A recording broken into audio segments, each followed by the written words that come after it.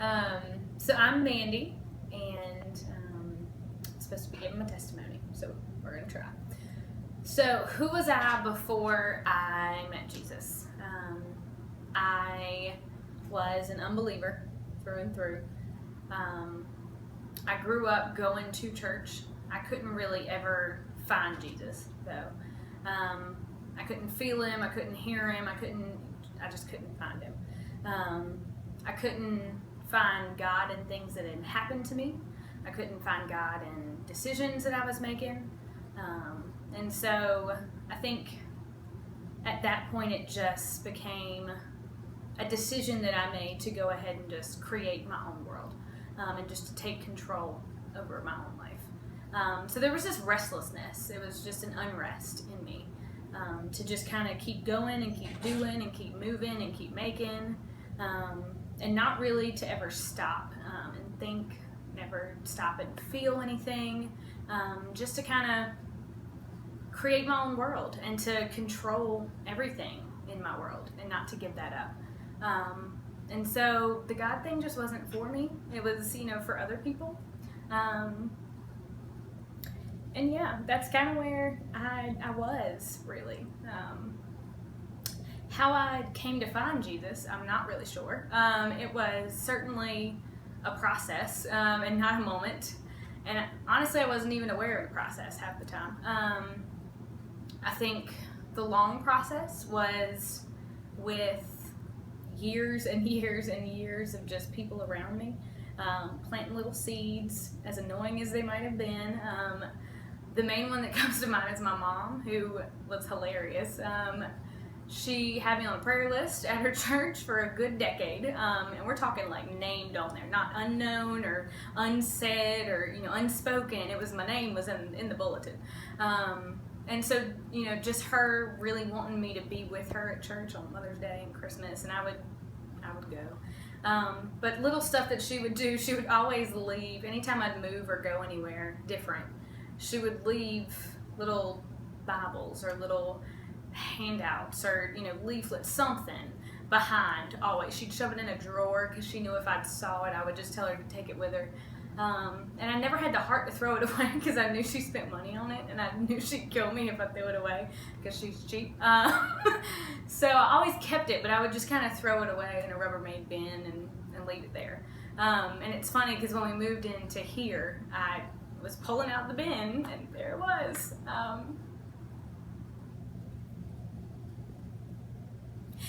And so I think just over lots of years, seeing people around me living a certain way that I wasn't living, and seeming to have a belief and a peace and a joy that I didn't have, really just kind of makes you start thinking. But still, I was doing fine, so I didn't need anything. And again, that wasn't my thing. That was just for them. And so I think the quick process, when you've created this world and you've worked very hard to create a situation and a world around you, and it all kind of comes crumbling down,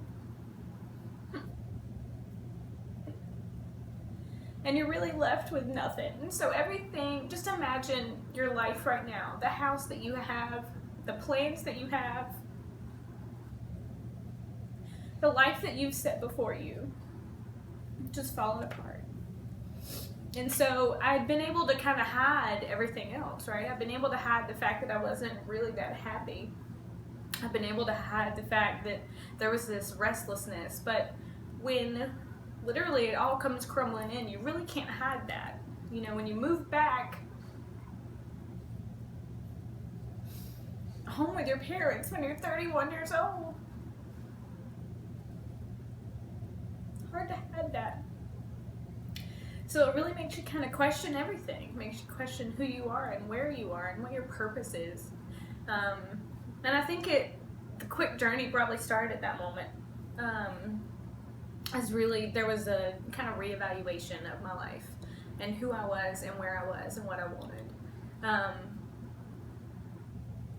And so over kind of the course of the next probably year and a half, it was unbeknownst to me, happening to me.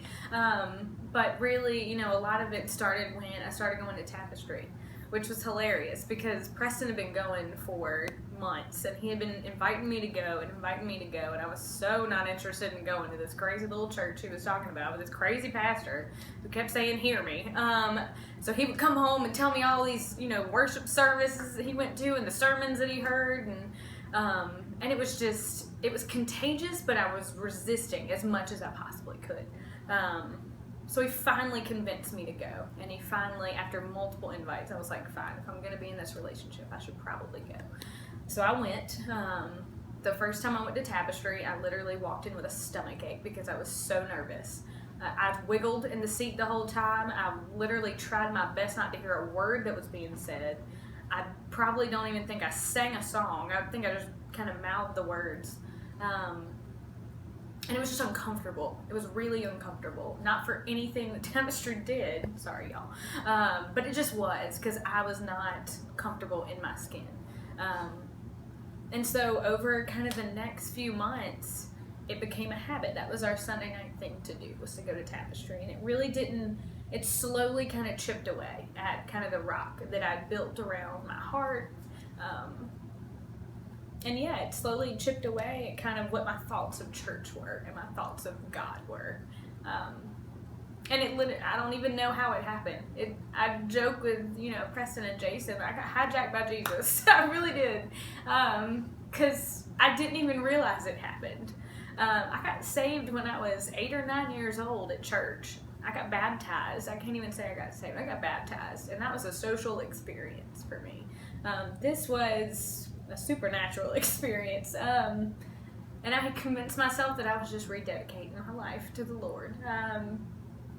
And then I quickly realized, and Jason helped me realize this in premarital counseling, when we had to talk about our relationship with God, I didn't even have words. I just sat there and cried. And he helped me understand that there can't be a rejuvenation if there was never a rejuvenation. And so I realized that there had never been, that it was all just, you know, smoke and mirrors. So we decided at that moment that the baptism was happening. So here we are. So it literally happened without me even knowing it, honestly. And I guess as far as since then and kind of who I am now, it's crazy to think about it. This is stuff that, you know, happens to other people. This doesn't happen to me. But there has been this just peace that has washed over me. Other people have recognized it. I can't even explain to them what it is, but it's there. There's a joy in me that I can't explain, that people have noticed as well. There's a conviction in me that I really don't like and that I'm really working on. But I don't like feeling bad about things when I do bad things, but it's there, and that's a nagger. But so I'm working on some stuff. And there's just generally this new level of just faith, really, that I can't really put a finger on, but it's there, and I can't shake it. I've become a very prayerful person, which I don't sit still well, and I certainly don't pray. So that's been a pretty major change, and I'm just thankful and grateful for kind of everything that's happened over the past 6 months to a year, really. I just want to thank Tapestry for kind of being the vessel that got me here, whether I like it or not. So,